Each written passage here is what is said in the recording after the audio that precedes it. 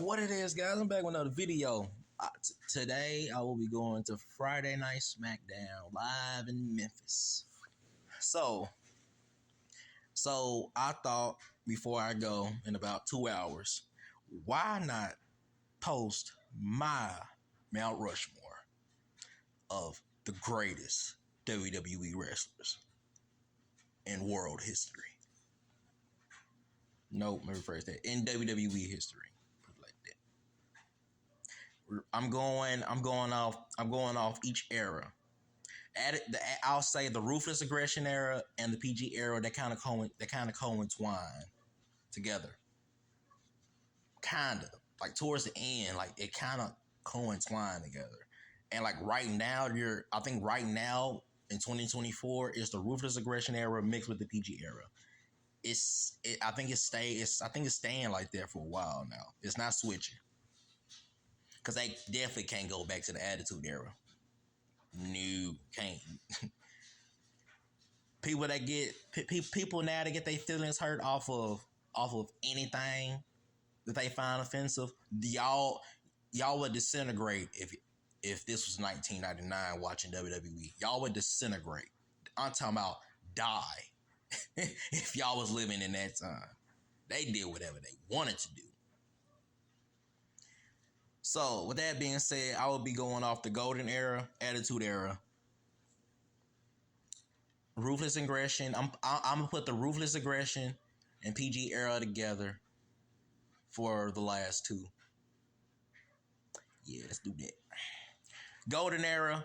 This is gonna be a controversial one because I know a lot of people don't like this man, but Hulk Hogan.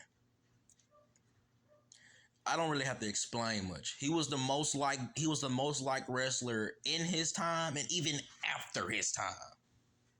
He still is to this day. Like, dude,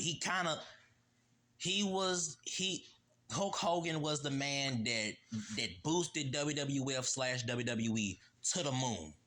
He was that first man. He was the pioneer. He was the astronaut.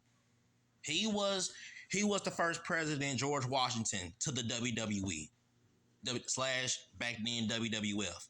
That was Hulk Hogan. You can hate him all you want. He lied. We all lie. Probably not as much as him, but he lies. He lied. He might have said a few racial slurs, but man, come on, that was back in the 60s. Every white person was racist. Stop it. Let me rephrase that. Nearly every white person was racist back then. I'm gonna give him a pass on that. That was 40 to 50 years ago. Black people still act like we still in chains. When we have more freedom than North Koreans and Russians. No politics. I'm trying to keep it WWE. All right, moving on. But yeah, Hulk Hogan. I don't care if you don't like him. That dude, it's crazy to me that he was the very first and looked like the only liked babyface and heel ever to exist in WWE history. Now it's looking like Cody is the next because ain't nobody booing Cody. Cody can go anywhere. He's the most loved person on the face of this planet. That was Hulkster. That was Hogan for 30 years. Think about that. 30 years. And then even after he retired, Hulk Hogan, man. You can't. Come on. Number 2, Attitude Era. This is going to make a lot of people upset, but look, you don't have to face the truth when it comes. Stone Cold is the king, the founder, and the owner of the Attitude Era. Stone Cold Steve Austin. Nobody else.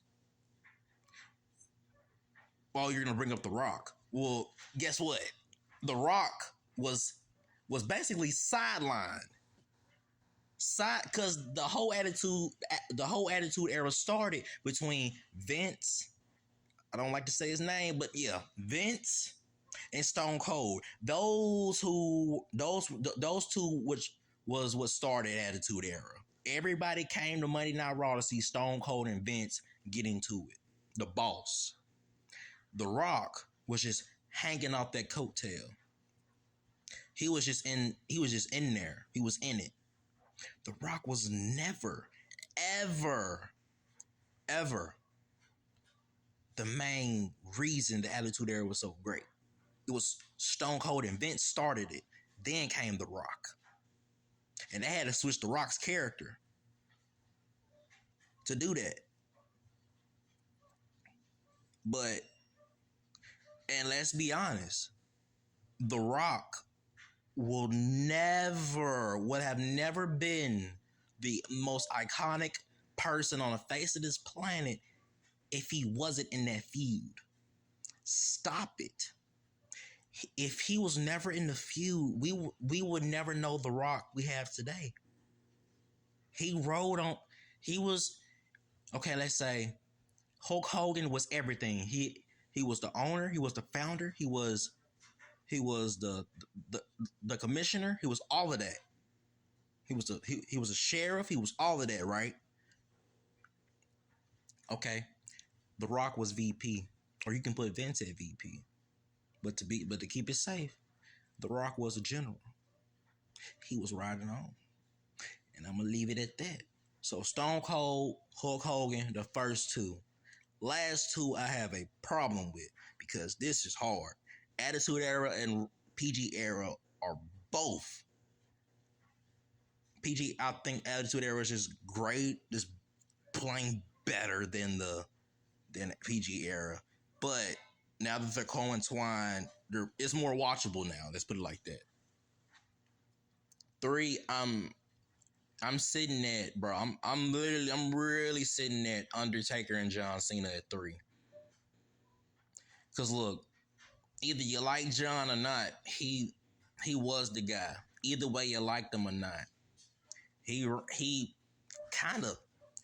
I don't think the PG Era would have been that great if it wasn't for John and CM Punk. If it wasn't for them two, I think the PG Era would be gone. It wouldn't exist. But also the Undertaker, he only had like 3 bad matches in his entire streak. That's saying a lot. He only had 3. I'm talking about during the streak, not after it got broken. And I hate the fact that the streak ended with Brock Lesnar of all people when he didn't even need it. But the streak was so great for so long. It felt like he had a championship with so much prestige and so much gratitude and all of that. But on the other hand, John Cena was at one point the most hated person alive. I'm gonna have to give it to Undertaker. Because his Shawn Michaels, his two-parter, those were some of the greatest matches I've ever seen in my entire life. I'll say all three of the Triple H matches, some of the greatest you'll ever see. Even the CM Punk match was so great, so fantastic. The feud was controversial, but that was great. I know I'm missing a lot of matches in between his streak, but come on, man. It was like his streak was the WWE Championship. And people are gonna be mad at me because I think people are gonna say this is too soon. But F it. Roman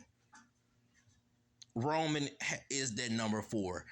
Whenever he loses that belt, not saying he's gonna lose it at Mania, I think in a pot of eye, he might lose it at Madison Square Garden. But the fact that Roman is doing this now, when back then when Hogan and them used to do it, there wasn't that many wrestlers. You could get away with that. After Roman, his reign will never be touched ever again. Never. Not Cody can do it, not Randy, nobody. Roman is the 4th greatest champion in all of history. And that's why he's on my Mount Rushmore.